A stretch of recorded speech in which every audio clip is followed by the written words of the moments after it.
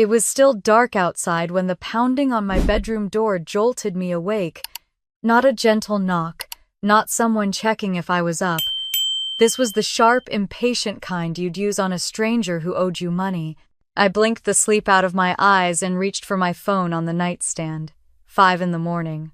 Before I could even sit up, my bedroom door pushed open without permission, letting in a hallway light so bright it sliced through the room. Maggie stood there, with her arms crossed, her hair perfectly curled even at this hour, her expression tight with annoyance. "Get up," she ordered. "We need coffee made and the table set before my in-laws wake up. This is your responsibility if you're staying here." The words punched the air out of my lungs. Responsibility. Behind her, I could hear the muffled voices of the Hudsons, Brandon's mother, father, and older brother, talking loudly downstairs as if they owned the place. This house, my parents' house. The house I grew up in. The house Maggie and I inherited together. But Maggie spoke as if I were some live-in maid she could summon at dawn. She tapped her heel against the floor. "Mom always said the older sister should keep things running, so move. They want breakfast by 6. I stared at her, still half tangled in my blanket but fully awake from humiliation. I had only come back here a month ago after losing my marketing job, needing somewhere safe to stay, until I got back on my feet. I never expected my own sister to twist that vulnerability into this. As I dragged myself out of bed, one thought burned through the fog. When did Maggie start treating me like I was hers to command? By the time I reached the kitchen, the Hudsons were already making themselves comfortable. Brandon's mother was rearranging the fruit bowl like she owned the place. His father was flipping through the morning mail. His brother was sprawled across the couch with his feet on the coffee table. No one greeted me. No one acknowledged that I lived here too. They just glanced in my direction with the kind of polite disinterest you'd give a hotel staff member. I moved quietly, starting the coffee machine, trying not to drop anything, even though my hands were trembling.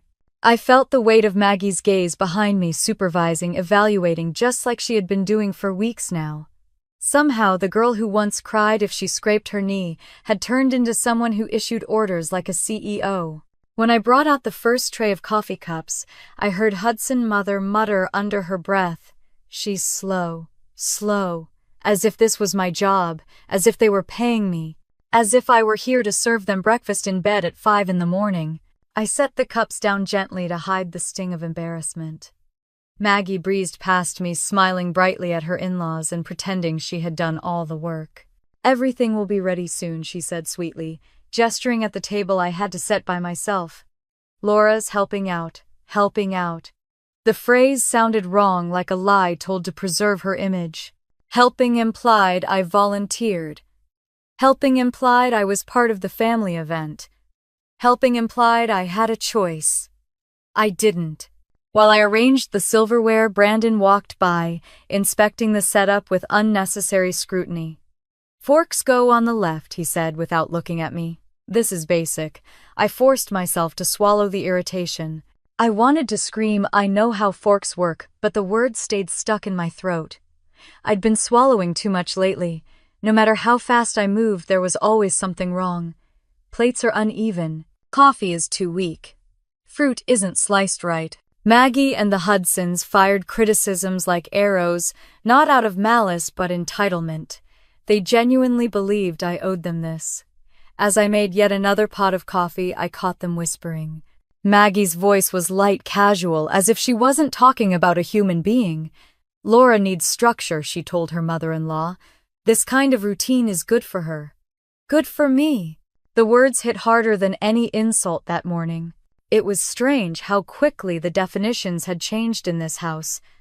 A month ago, I was the older sister Maggie looked up to. A month ago, she thanked me for letting her and Brandon stay here until they got back on their feet. A month ago, she called this a team effort. But now, I wasn't a sister. I was unpaid labor dressed up as family duty. "Laura," Maggie called sharply from the dining room. "You forgot the water pitchers." I closed my eyes for a second, grounding myself. Breathe in, breathe out. Don't cry in front of them. The brunch went on painfully, Maggie playing the role of elegant hostess, while I floated around the room refilling glasses and clearing plates like an invisible worker.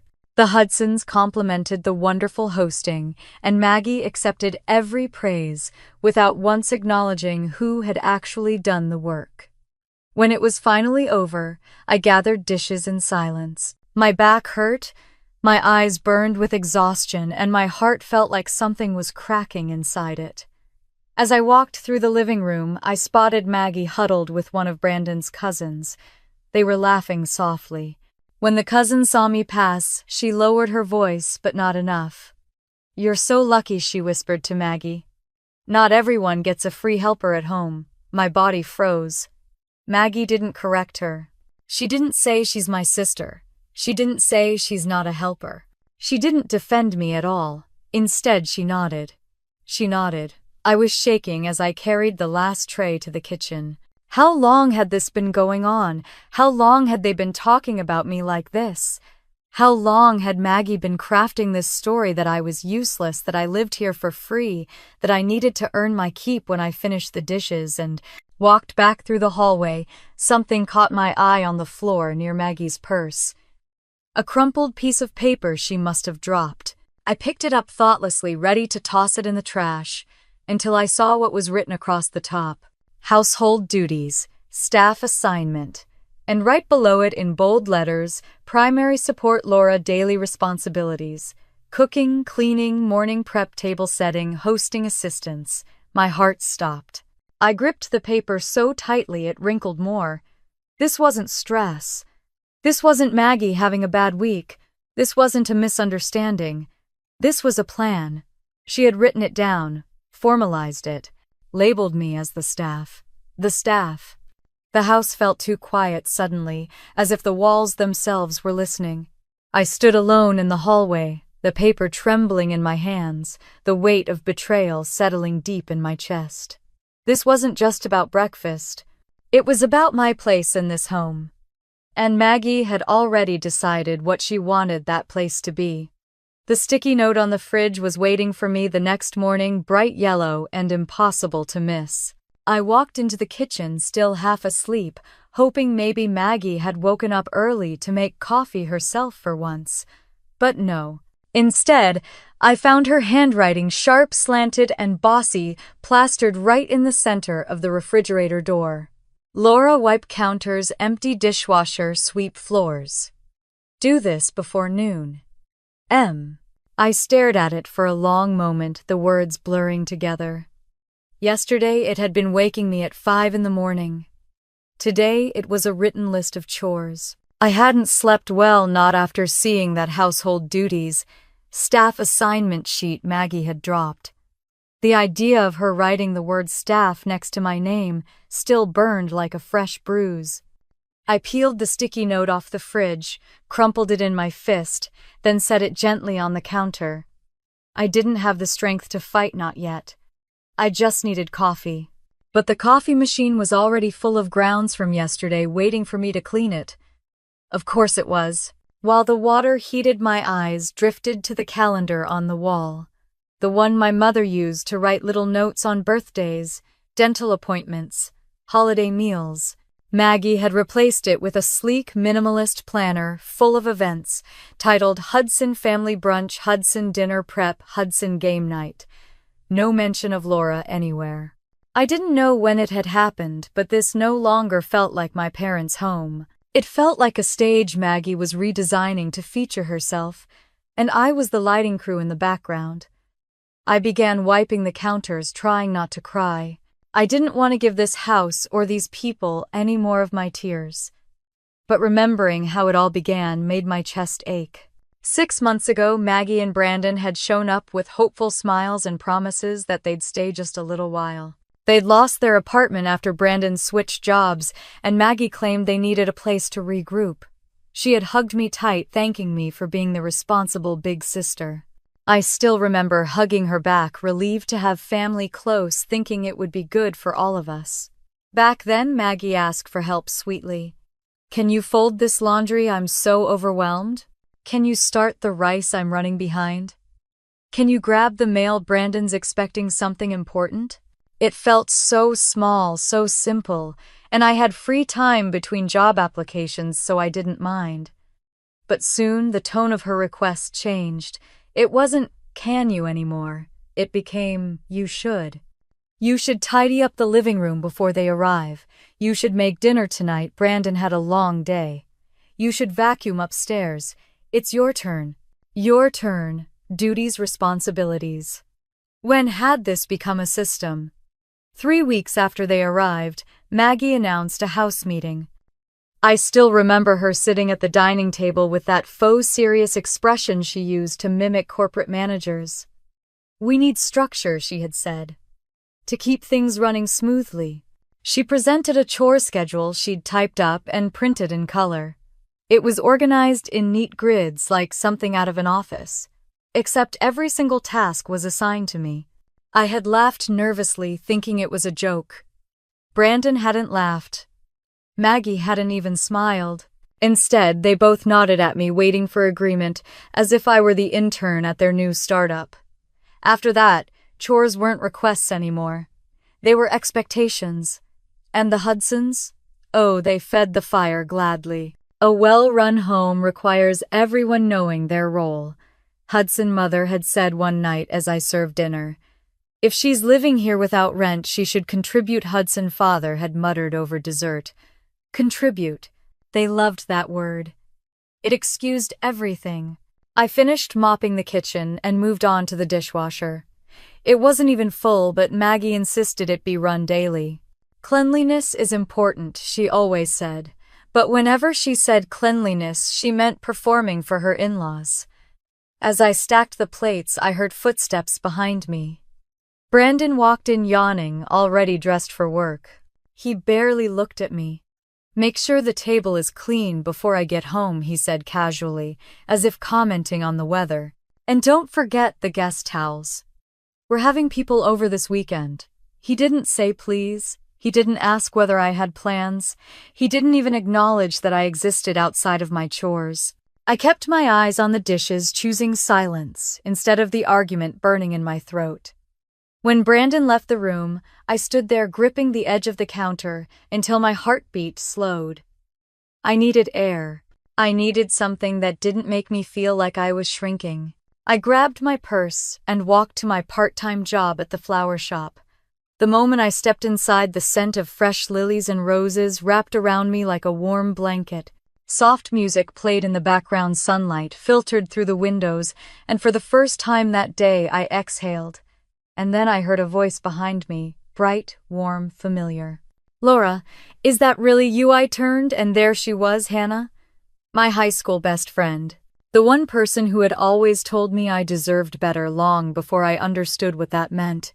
We hugged tightly, laughing and talking over each other in excitement. It had been years since I last saw her. She stepped back and studied my face with concern. "You okay?" she asked. "You look tired." I forced a smile. "Just a lot going on. Let's grab coffee on your break," she insisted. At the cafe down the street, we sat by the window. I tried to talk about harmless things.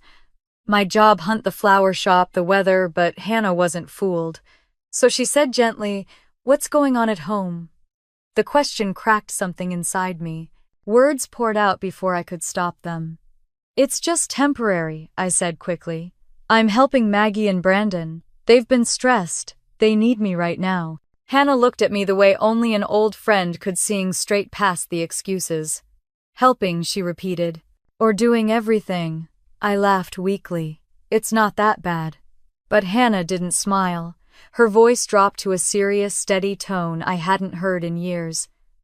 "I've been where you are," she said. "When people with controlling personalities find someone who won't fight back, they don't ask for help, they assign it." I stared at her, stunned. She continued, "They guilt you, they twist things. They make you feel like you owe them. And the whole time, they're the ones taking advantage." I felt my throat tighten. "Maggie's not like that." Hannah raised an eyebrow. "Are you sure?" I wasn't. For the first time, I truly wasn't. I told her about the sticky notes, The chore lists, the brunch disaster, the way Maggie dismissed me in front of the Hudsons. I didn't tell her everything, just enough for her to understand. Hannah leaned forward. Laura, they're not just using you. They're training you. A cold shock ran through me. Back at home, nothing had changed, but I had. Hannah's words sat heavy in my chest. As soon as I opened the door, Maggie shoved a grocery list into my hand. I need you to pick these up. Hudsons are coming tomorrow. Make it quick. I stared at her, really stared at her, studying the tone she used, the entitlement in her voice. She wasn't asking, she was expecting. For the first time, I didn't feel guilt. I felt clarity. Later, when I was alone in my room, I pulled out a notebook and began writing everything down. Every task, every insult, every moment I felt lesser in my own home. Helping is one thing. Servitude is another. By dinner, the house felt heavy again. Maggie criticizing everything I did, Brandon monitoring every move, Hudson mother making snide remarks like she was grading my performance. But I wasn't shrinking this time. I was watching. I was learning. And as I went to bed that night, I heard Maggie whisper to Brandon outside my door, their voices low but unmistakably smug. She doesn't suspect a thing. My eyes opened in the dark. They were wrong. I was finally starting to see everything.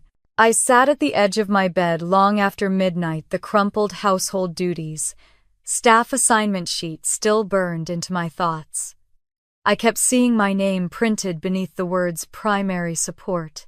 It felt less like a label and more like a sentence. But what haunted me even more wasn't the chores, they were just the surface. It was Maggie's quiet certainty, the way she moved around the house, as if it belonged entirely to her, the way the Hudsons acted like I was simply temporary in my own childhood home. That thought struck me like a sudden gust of cold air. By early morning, I found myself wandering the hallway, unable to sleep. My parents' old bedroom door stood slightly open the way it had been ever since Maggie reorganized the space for storage. I pushed it gently, letting memories wash over me as sunlight stretched across the floorboards. My parents' home had once felt warm, sturdy, familiar. Now it felt like a stage from which I had been quietly removed. A drawer in the old filing cabinet stood crooked, as though someone had rifled through it too quickly. Something pulled me toward it. I tugged it open and stared at the half-empty folder, labeled Will and Property Papers, in my mother's handwriting. My stomach tightened. Inside were only a few tax papers, some photocopies, and a faded envelope. The official will, where was it? The original deed documents missing. Even the notarized copies were gone. I pulled out the only sheet left that resembled a legal document. It was a photocopy of the will, but the edges were torn, and someone had scribbled notes in the margins with a black pen. Notes that did not belong to my mother. On the side of the first page, written in Maggie's handwriting, I saw, "We can challenge this." A faint sticky note clung to the back page. "Discuss with Brandon before filing." I sank onto the edge of the bed, the paper trembling in my hand. My heart pounded so loudly I could hear the blood rushing in my ears. I tried to steady my breathing, but anxiety tightened around my ribs. Why would Maggie keep this from me? Why would she need to discuss our parents' will with Brandon? Why were the originals missing? A shadow of betrayal slipped across my thoughts. Maggie had taken over the filing cabinet months ago, insisting she handle the boring paperwork. I hadn't questioned her then. I trusted her. She was my sister.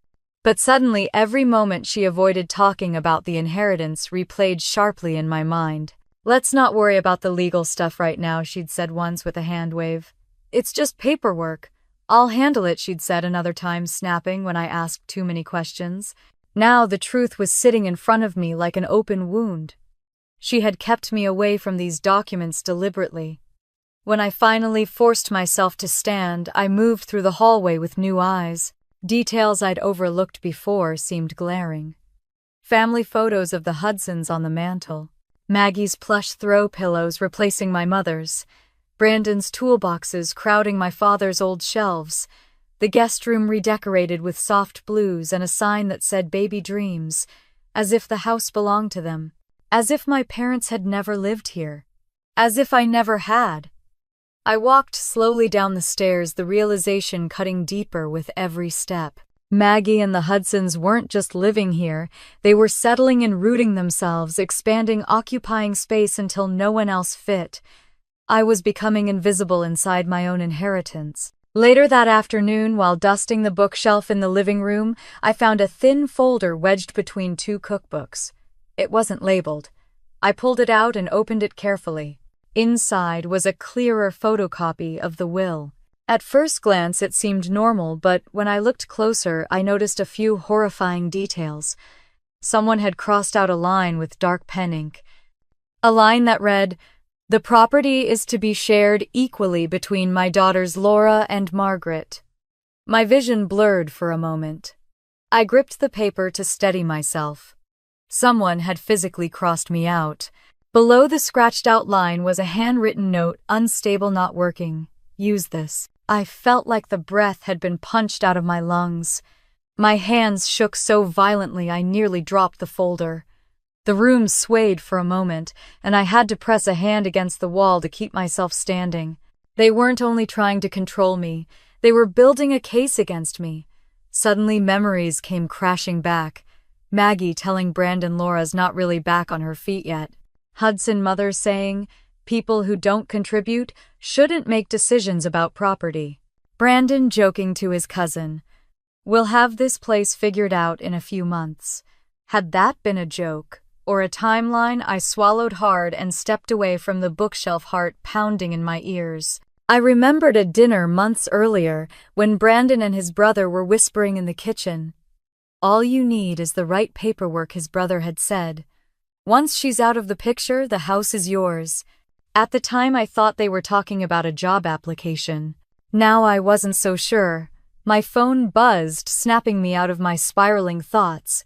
A text from Maggie. "Dinner at 7. Make pasta. No question mark, no please. Just another command." When she walked in the door that evening, I watched her with new clarity. The way she dropped her purse on the table without greeting me. The way she kicked off her shoes in the exact spot I had just cleaned. The way she snatched the mail and sorted it before I could even glance at it. Always in control. Always supervising. Always managing. Over dinner I tried to bring up the missing documents, keeping my voice steady. "Have you seen the original will? It wasn't in the cabinet?" Maggie's fork froze midair. She didn't look at me. "Why are you snooping?" she snapped. "I wasn't snooping. I was looking for what?" she demanded sharply. "Reasons to accuse me of something, God, Laura. You're so paranoid lately." Brandon leaned back in his chair, giving me that assessing look he always used before gaslighting someone. "She's stressed," he told Maggie. "She's imagining problems." I felt heat flood my cheeks. I didn't imagine the missing documents. Maggie slammed her fork down. "Drop it, Laura." I said. "I'm handling the paperwork." "But it's our inheritance," I said. "Drop it." Her voice cracked through the room like a snapped tree branch. Hudson mother shot me a grim, disapproving look from across the table. I fell silent, but inside something hardened. That night, after they all went to bed, I drifted to the kitchen in the dark for a glass of water. On the counter sat Maggie's purse, half unzipped, as if she'd rummaged through it before bed.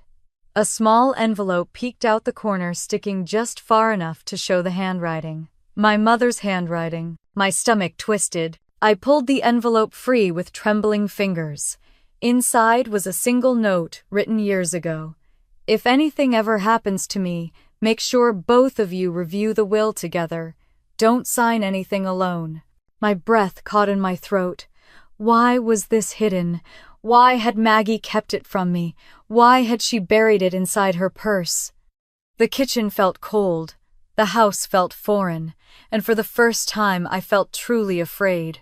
Not of the chores, not of the criticism, not of the Hudsons, but of the realization that my little sister, the girl I once protected from neighborhood bullies, might be trying to erase me from my own home. I walked back to my room, clutching the note like a lifeline. As I closed the door behind me, A final thought settled heavily inside me. They weren't waiting for me to leave. They were planning it. The next morning, I woke to the faint sound of voices drifting through the vent above my bed. It wasn't unusual. Maggie and the Hudsons were early risers, but today the voices carried tension, quick and hushed. I pushed off the blanket and sat up, the cold air brushing my bare arms as I strained to hear. "She's getting too curious," Brandon muttered. "Then keep her busy," Maggie snapped. "The more she works, the less she snoops." My chest tightened. They weren't even pretending anymore. I moved quietly to the door, easing it open just enough to listen. Maggie was standing in the hallway, her back against the wall, her voice low but sharp. "She thinks this is still her house," she hissed. "She doesn't understand how things work now." A flash of heat rose up my spine. My house. My parents' house. Hearing her say that out loud made something claw inside my ribs. Footsteps approached. I shut the door quickly and slipped back into bed, pretending to sleep. A moment later, Maggie pushed the door open without knocking, her usual habit now, and flicked on the overhead light. "Laura," she said, her voice sweeter than honey left too long in the sun. "You're up, right? We need to talk." I blinked, squinting exaggeratedly. "It's barely 7. "Perfect," she said, crossing her arms. She walked farther into the room, glancing around as if checking whether I'd cleaned properly. Her eyes drifted across my dresser, my laundry basket, my nightstand, searching. Always searching. I pulled the blanket up to hide the notebook I'd been documenting everything in. "We're adjusting some things in the house," she announced. "Since you've been struggling with keeping up, we've decided to clarify expectations." Expectations. The word slithered across my nerves. "What do you mean?" I asked carefully. Maggie reached into the pocket of her robe and pulled out a folded sheet of paper. She handed it to me with a satisfied smile, the kind of smile someone wears when they think they're helping, but really they're tightening the leash. "Your task list," she said. "Weekly responsibilities. Just so we're on the same page." I unfolded the paper slowly. My heart sank before I even finished scanning it. Monday, deep clean kitchen. Tuesday, grocery shopping, Hudson. Approved list. Wednesday, vacuum. Second floor mop stairs. Thursday, bathroom sanitation. Guest priority Friday. Prep for weekend visits. Daily breakfast at 6 dishes, laundry table. Prep living room tidy. At the bottom, Maggie had written failure to complete tasks equals consequences. I stared at that last line, disbelief rippling through me. "Consequences," I repeated softly. Maggie didn't flinch. "We're adults, Laura. Adults have responsibilities. If you need support to stay on track, I'm offering structure."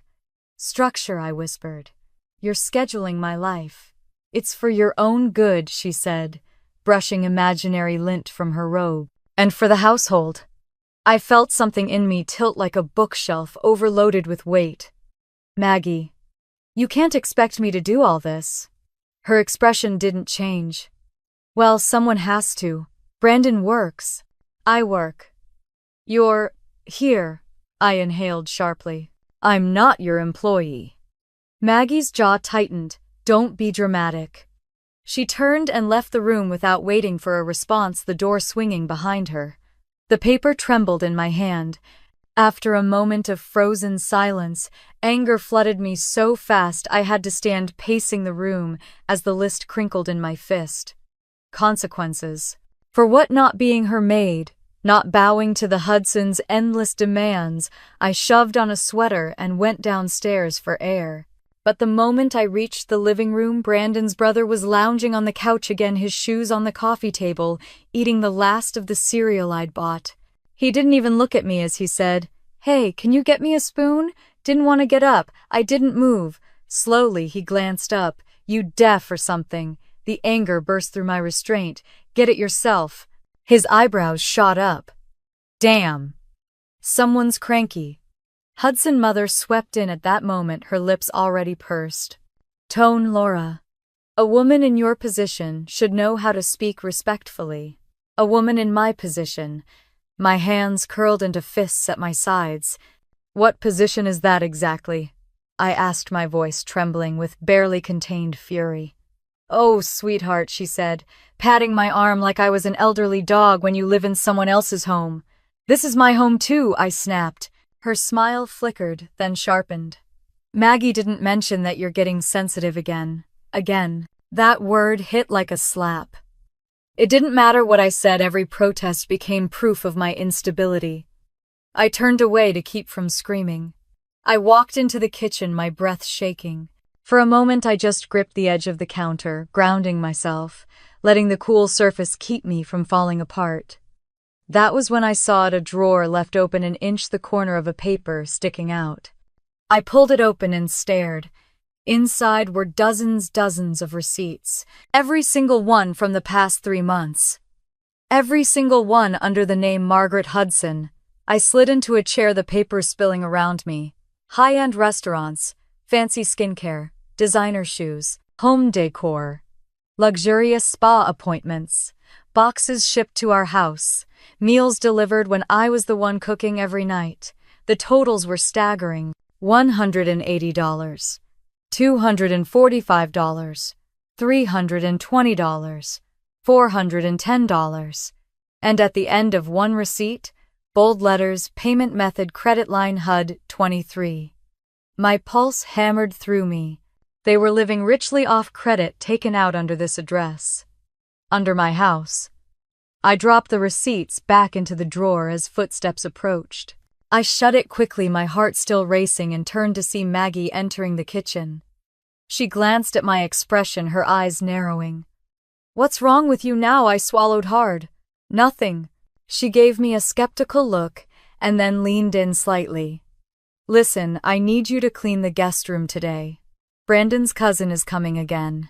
And for God's sake, don't forget to iron the sheets this time. Appearance matters.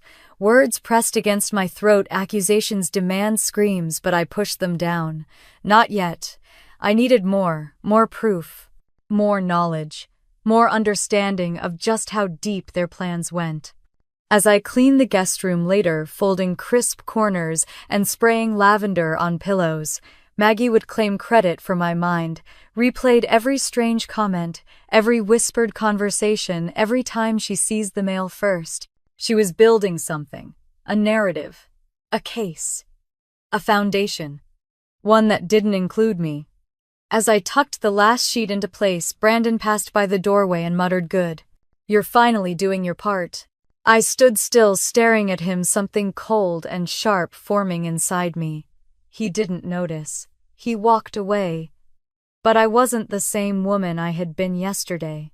By evening, as the Hudsons laughed loudly in the living room, as Maggie complained about the emotional labor she carried, as I cooked dinner with quiet precision, I made a silent promise to myself. They thought I was blind. They thought I was weak.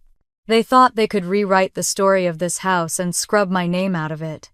But they were wrong. I was paying attention now, and I wasn't going to disappear. I came home from my shift at the flower shop, feeling drained but grateful for a few hours away from the chaos. My shoulders ached from arranging bouquets all morning, and all I wanted was 10 minutes of silence in my room before Maggie started barking orders again. But when I stepped through the front door, a strange stillness hung in the air, a tense, unnatural quiet, like the house was holding its breath. Something was wrong. I walked upstairs slowly, feeling that prickling chill along my spine. When I reached my bedroom, my heart dropped. The door was cracked open. I always closed it fully. Always. A knot tightened in my stomach as I pushed the door wider. My clothes were shifted. The blanket on my bed was folded differently. My desk drawer, the one where I kept my journals, was not flush against the frame. And then I saw it, my private journal, lying open on the bed. Open. Someone had read it. My throat tightened. I walked slowly to the bed, each step sending cold needles down my arms. I picked up the journal and flipped through the pages, scanning the handwriting. I recognized instantly my own fears, my loneliness, my confusion, my entries about Maggie. My entries about feeling overwhelmed, Things I'd never spoken aloud to anyone except paper. I felt violated. "I see you found it," Maggie said from the doorway. I spun around. She leaned against the frame, arms crossed, her expression disturbingly calm, as if she'd simply borrowed a shirt or borrowed my phone charger. "You were in my room." My voice sounded thin, shaky. She shrugged. "You left the door open." "No," I said firmly. "I didn't." Her gaze hardened just a fraction. "Well, maybe you forgot. You've been forgetful lately." That twisting, slithering feeling of gaslighting slid under my skin. "Why were you reading my journal?" She rolled her eyes. "Oh, please. You act like you're hiding state secrets. I was just checking on you. You've been acting off and someone had to make sure everything was okay." "That's not okay," I whispered. "You had no right." Maggie pushed off the doorframe and stepped into the room. "Stop being dramatic, Laura. If you don't want people seeing things, don't leave them lying around." "That's not what happened." She sighed impatiently as if I were the unreasonable one. "Look, we're all under pressure here. Maybe you don't realize how much stress you're putting on this household." I stared at her. "I'm putting pressure on this household?" "Yes," she snapped. "You're unpredictable, sensitive, emotional. Brandon and I can't keep managing everything while also worrying about you." My pulse hammered in my ears. "I don't need you to manage me," I said quietly. "Well, clearly someone has to." She brushed past me toward the closet, as if inspecting the room further, as though my privacy were optional. I stepped in her way. "Don't go in there." Maggie narrowed her eyes. "If there's something you don't want me to see, maybe you should ask yourself why." The cruelty in her voice made my stomach twist. "Get out," I said.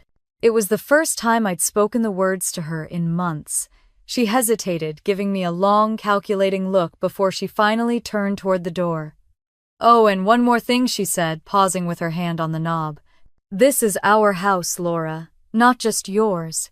If you expect privacy, maybe you should find somewhere else to stay." The door slammed behind her. My legs gave out, and I sank onto the bed, gripping the journal tightly, fighting the urge to scream. My hands shook so badly I could barely hold onto the pen I used to write the next line in my notebook of documentation. She went through my room. She read my journal. She said I have no right to privacy in my own home. I hadn't cried in days, not since everything started feeling like a nightmare I couldn't wake from, but a tear slipped down my cheek then. Not from sadness, from rage. I wiped it quickly and stood. I wasn't going to let her twist the truth. I needed proof, answers, evidence. Cleaning helped me think, so I went to the dining room to dust. That was when I noticed a drawer slightly open under the china cabinet. The same drawer she always snatched receipts from before I could see them. I tugged it open. A stack of receipts stared back at me, thick and rubber-banded together. My pulse quickened as I pulled them out and flipped through them. Dinner for $350 at a luxury steakhouse. Designer perfume for $210. Spa day package for $400. Hair extensions for $275. Shoes for $180. A dress for $390. All in the last few weeks. All addressed to Margaret Hudson, our home address. My breath caught. I dug deeper. Another batch of receipts, this time for home decor and cleaning supplies I'd never seen. Then one single piece of paper stood out, the slip of a bank envelope. Inside was a credit card statement.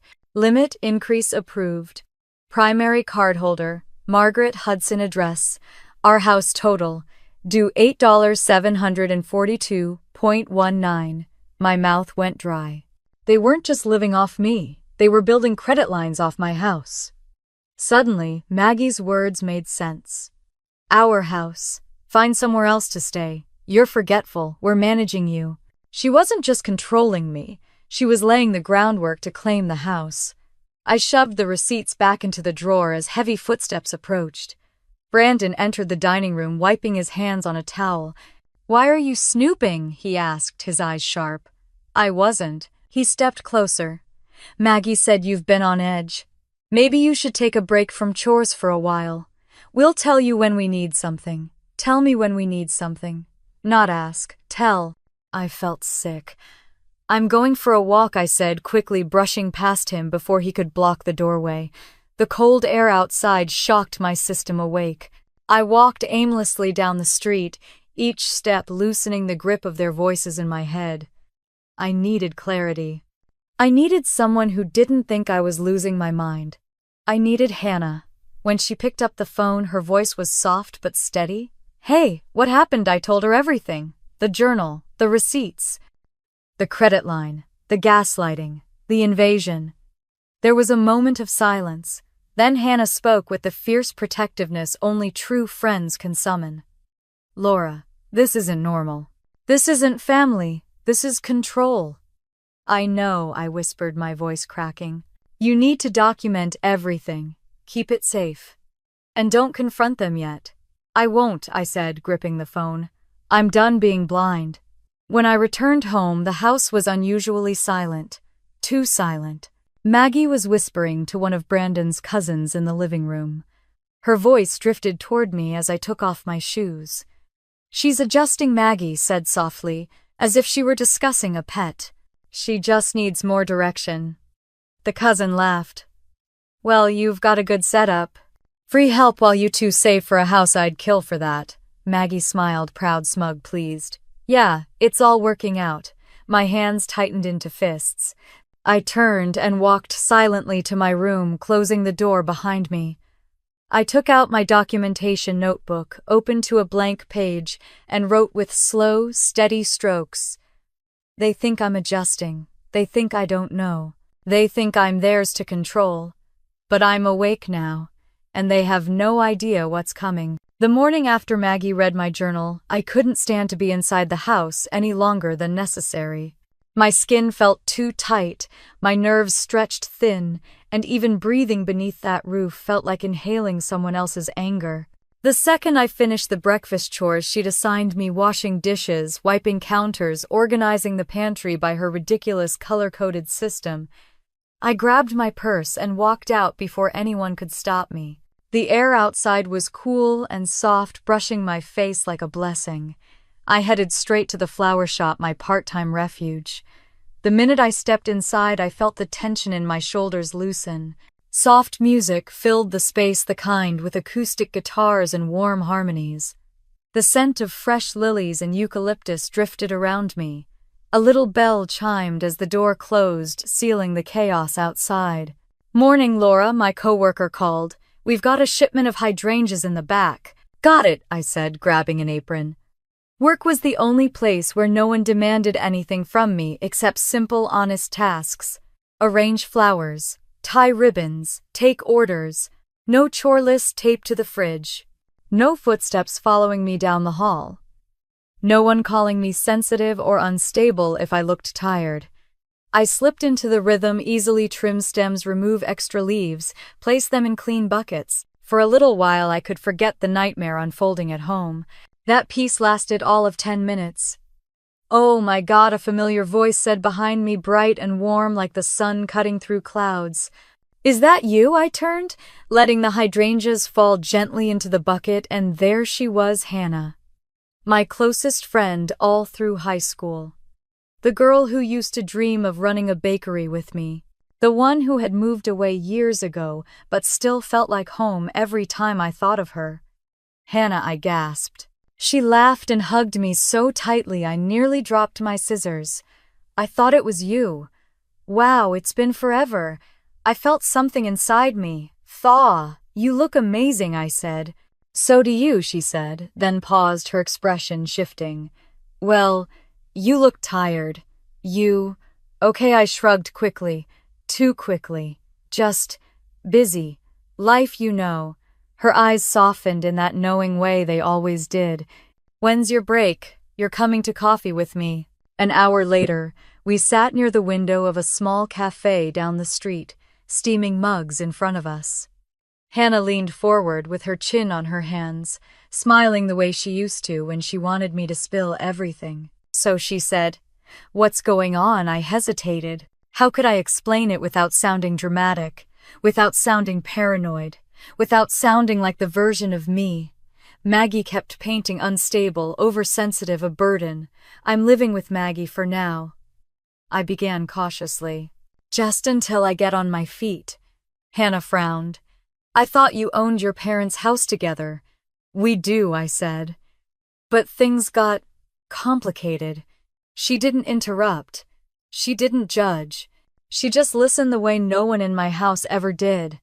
They needed a place, I said. Brandon changed jobs and they couldn't afford rent. I wanted to help. I really did.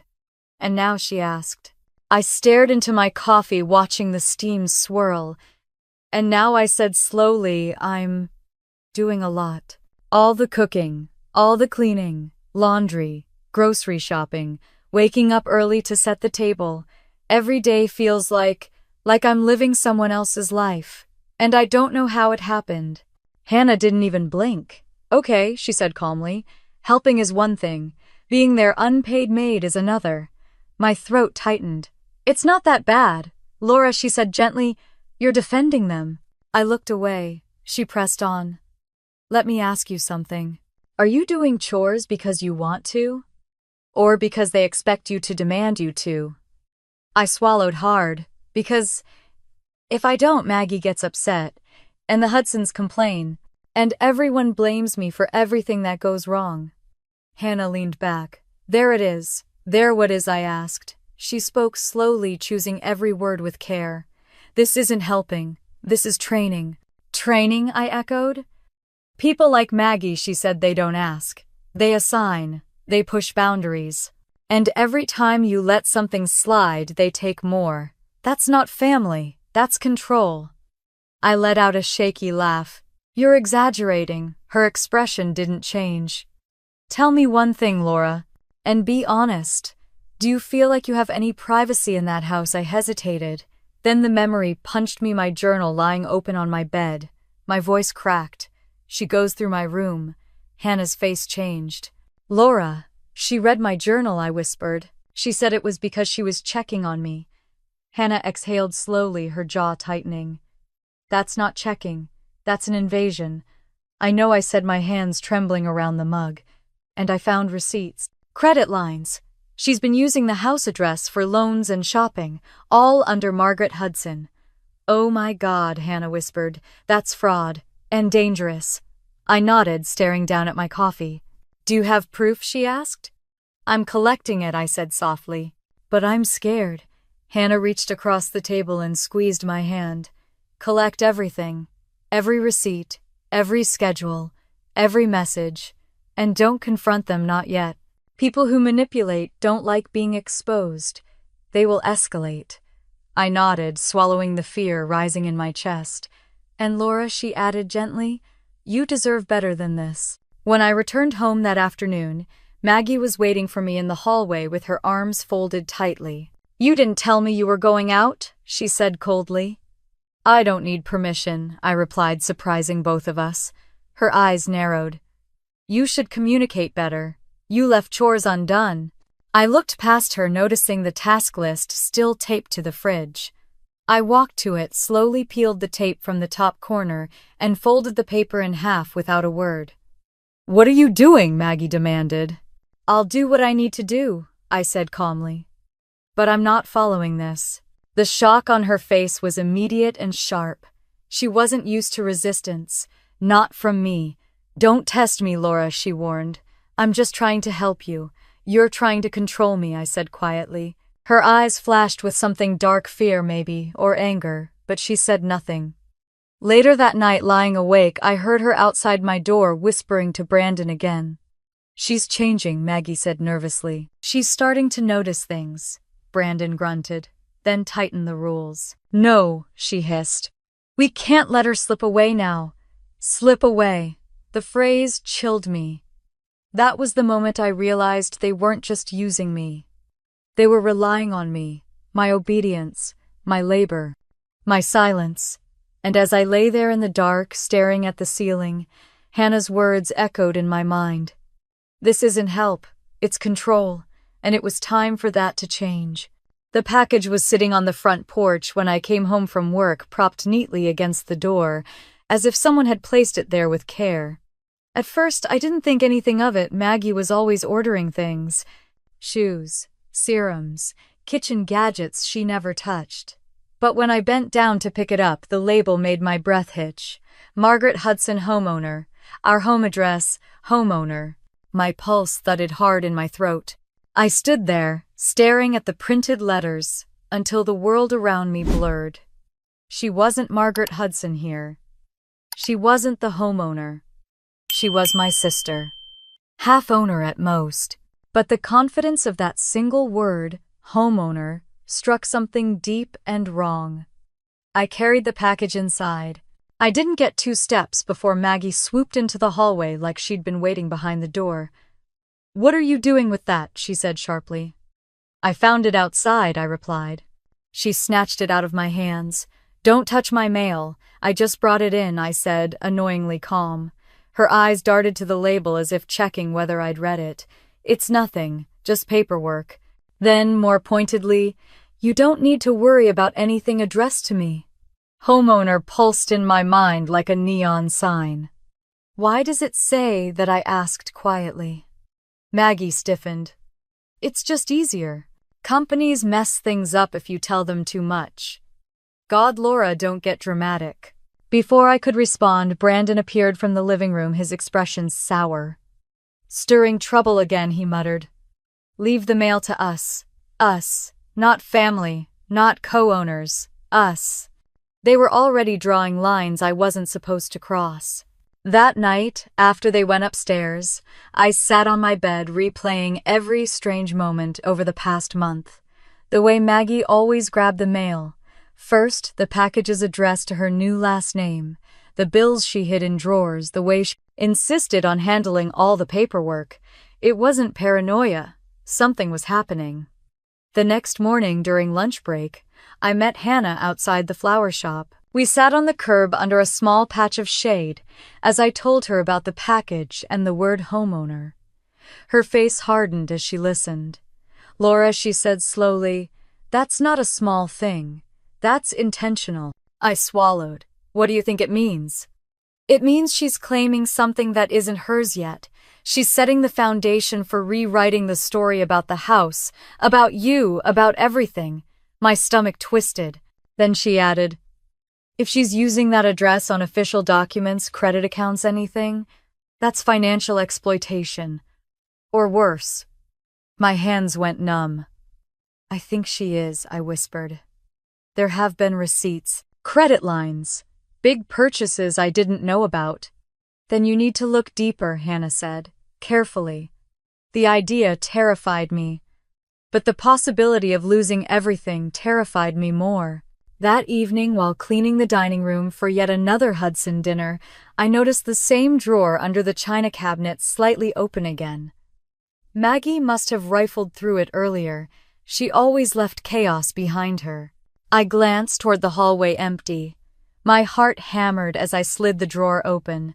More mail, more envelopes, more papers addressed to Margaret Hudson, primary resident homeowner, dozens of them, credit card statements, bank letters, insurance mailers, even a pre-approved loan application.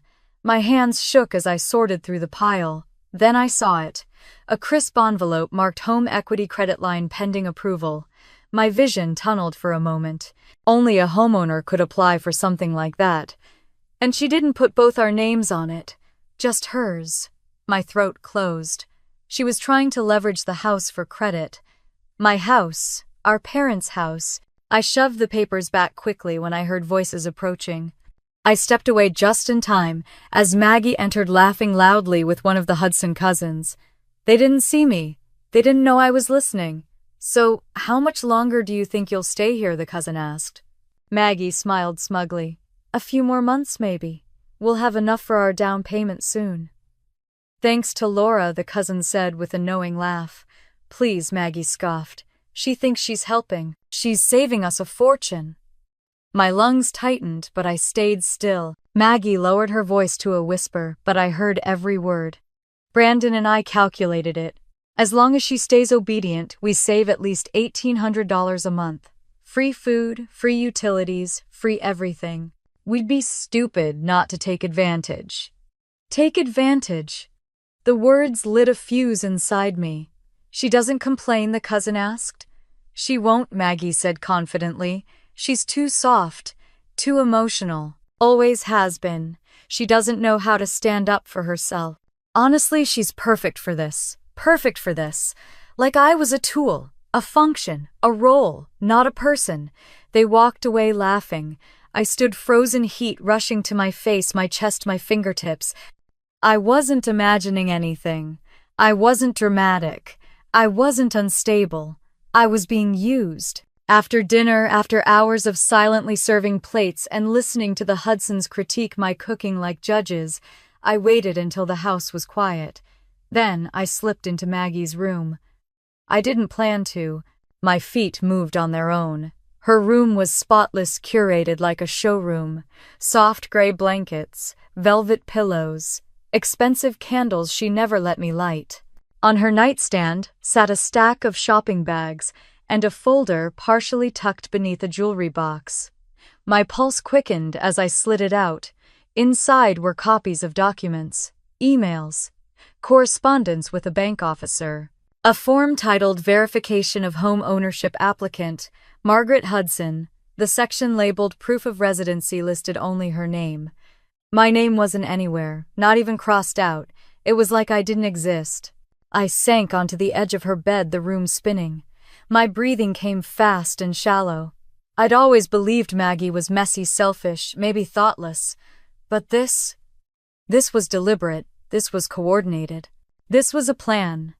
I shoved the folder back the moment I heard footsteps. I slipped out of the room and hurried quietly to mine, locking the door behind me. I sat on the floor with my back against the door, gripping the carpet to keep from shaking. I had been right to document everything. I had been right to listen to Hannah. And now I knew something terrifying. This wasn't about chores. This wasn't about stress. This wasn't about temporary help. They were anchoring their finances to my home. They were erasing me on paper.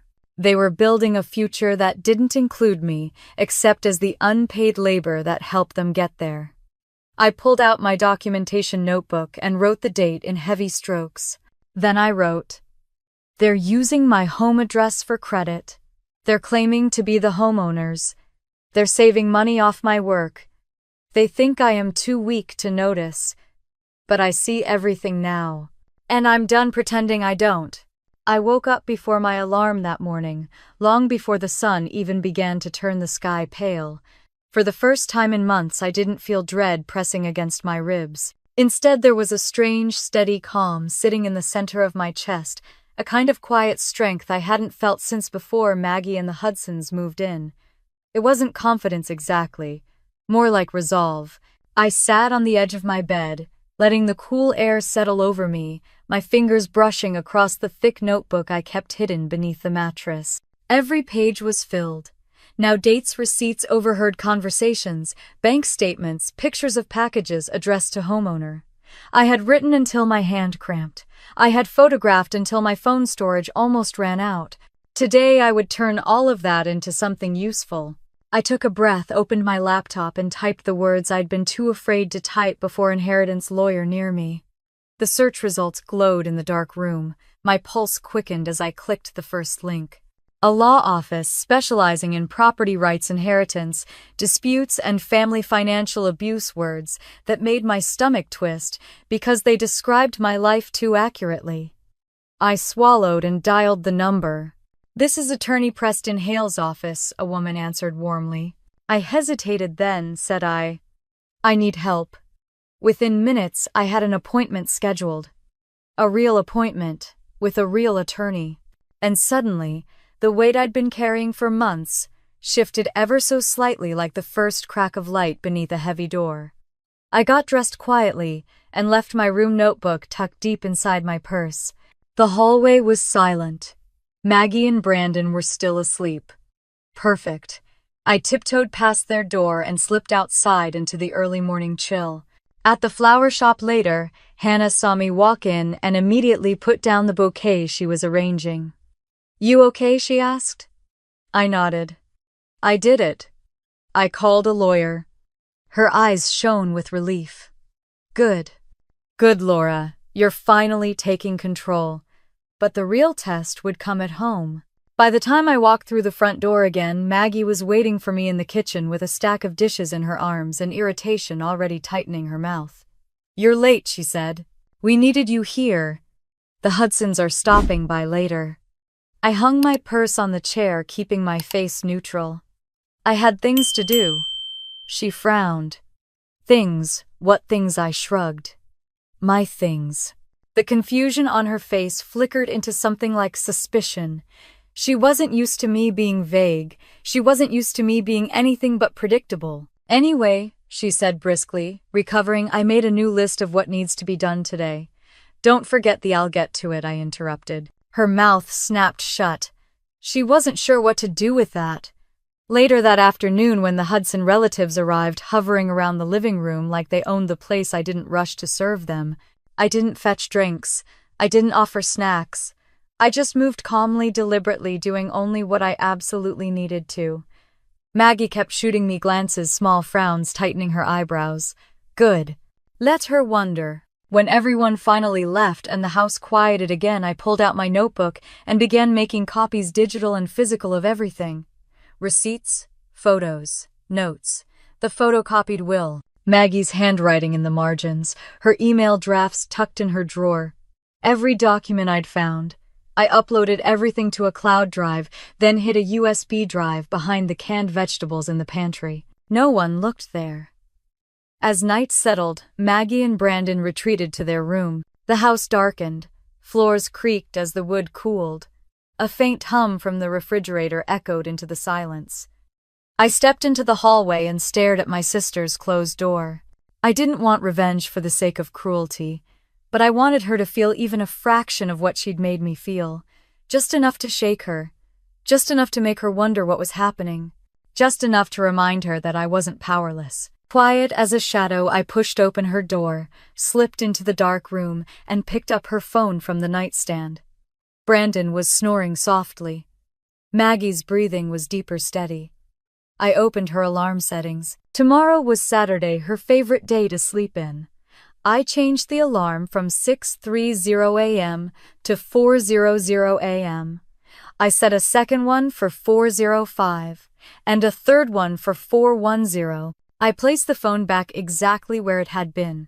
As I stepped out of the room, I whispered to myself, let's see how you enjoy being jolted awake. When dawn arrived, the house erupted. Maggie's alarm blasted through the hallway, shrill, loud, furious. It didn't stop. She kept snoozing it, but each one followed. I listened from my room, smiling into my pillow, as Maggie's muffled curse echoed through the walls. What the who changed my alarm? Brandon groaned. Turn it off. It won't stop. I didn't set these. They stumbled downstairs 15 minutes later, exhausted eyes, puffy hair sticking out in all directions. When they saw me in the kitchen, wide awake and stirring coffee, Maggie shot daggers at me. Did you touch my phone? She demanded. I lifted a brow. Why would I? You think you're funny, she snapped. This isn't a game, Laura. No, I agreed, pouring myself a cup. It's not. She stared at me, suspicious, confused, thrown off balance. Then she took a sip of the coffee I had made, her entire face contorted. What is this? It tastes like burnt dirt. Oh no, I said, feigning concern. Is it too strong? Sorry. I thought you said you preferred bold flavors. Her eyes narrowed. You're messing with me. I shrugged. Maybe you're just being sensitive. The look she gave me was a mixture of shock and outrage, like I'd broken some unspoken rule she thought I'd follow forever. Good. Let her feel the cracks forming. The next few hours were a strange dance. Maggie hovered, watching me, trying to judge whether my small acts of defiance were intentional or accidental. She checked doors twice. She glanced at her phone repeatedly. She whispered to Brandon in short, clipped sentences. Her control was slipping. By early afternoon, I slipped out again, walked down the street and into Attorney Hale's office. The room smelled like leather and paper, warm and safe. He was a gray-haired man with kind eyes, but a firm voice, someone who had clearly seen too many family stories just like mine. I spread the evidence across his desk: photos, notes, receipts, bank mail, the altered will. He examined everything carefully. His eyebrows rose more than once. "Laura," he said finally, "you've been living in a situation of severe financial and emotional abuse." The words stung because they were true. "This is more than controlling behavior," he continued. "This is exploitation. Possibly fraud." "Can I stop them?" I whispered. "Yes," he said. "You can. In fact, you have every right to." He explained the process of formal eviction for tenants at will, documentation, legal notices, protections against retaliation. He promised to handle every step so I wouldn't have to confront Maggie myself. "When you're ready," he said, "we'll serve them." And for the first time in months, my lungs filled all the way. When I walked home later, the sun was setting, washing the house in orange light. Maggie peeked at me from the living room, eyes still narrowed, still uncertain. She had no idea what was coming. I passed her without a word and went to my room. I added one last sentence to my notebook for the day one of taking my power back. And then, as if the universe wanted to seal the moment, my phone buzzed. A message from Attorney Hale: "Documents will be ready soon. Once served, they will have 30 days to leave." I closed my eyes. The countdown had begun. The door had barely closed behind me when I saw a small package sitting on the porch table near the welcome mat, neat and perfectly square, like something handled with intention. Sunset light glowed off the white cardboard. I wasn't expecting anything, and Maggie usually intercepted every delivery before I even noticed them, so curiosity tugged me forward. I picked it up. The name on the label made my stomach twist. Margaret Hudson, homeowner, our address. That word again. Homeowner. It stared at me like an accusation, like a warning, like a truth. Maggie was rewriting in slow, insidious steps. My hand tightened around the package.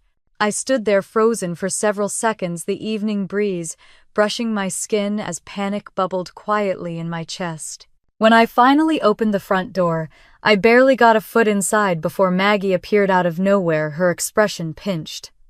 "Why are you touching that?" she snapped, snatching the box from my arms. "It was on the porch," I said. "You don't need to bring in my mail," she said sharply. "Just leave things where they are. I'll handle deliveries." Handle, control, own. Every word she spoke lately felt like it had teeth. Brandon's voice drifted in from the living room. "We already talked about this, Laura.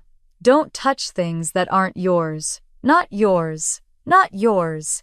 It echoed in my mind like a warning shot. I walked straight to my room without replying, but my hands were trembling when I closed the door. I pressed my back against it and let out a long breath, my pulse beating so hard it almost hurt. Something inside that package mattered. Something she didn't want me to see. And I knew in my bones that this wasn't paranoia anymore. Something was happening behind the scenes. Something Maggie and her husband were orchestrating, and I was the last one they wanted finding out. I needed clarity. The next day at work, I found a quiet moment to sit beside the hydrangeas in the back and call Hannah. "You found another package?" she asked, voice tight. "Yes," I said. "Homeowner. Again." Hannah exhaled sharply. "Laura, they're building a financial identity using your home. That's not small. That's not just rude. That's calculated." A cold shiver ran down my spine. "I need to know what's going on," I whispered. "I need more than receipts." "Then we look deeper," she said. "And I think you should check the house. Carefully. They're leaving clues." Her confidence steadied me. When I got home that evening, the Hudsons were laughing loudly in the living room. Maggie was perched on the couch with a wine glass in her hand, animatedly telling some story that made her in-laws howl with laughter. They barely noticed me enter. Good. I slipped quietly toward the dining room where the china cabinet sat like a silent witness. My heart thrummed as I pulled open the bottom drawer. It was full again. Envelopes, bank letters, credit card notices, all addressed to homeowner, all addressed to our address, all addressed to someone who wasn't legally allowed to claim that title. My breath caught when I saw a thick envelope labeled credit line increase. Confirmed, then another loan application under review. And then a pre-approval notice for a home improvement credit line, something only a homeowner could legally apply for. My pulse roared in my ears. I shoved the papers back into the drawer when I heard footsteps coming down the stairs. I stepped away just in time as Maggie entered the dining room. She walked past me like I was a shadow, silent, unnoticed, until she saw something on the floor. She picked up a small slip of paper and laughed under her breath. "Brandon," she called. "Your bank called again. They want updated proof of residency." Updated proof of residency!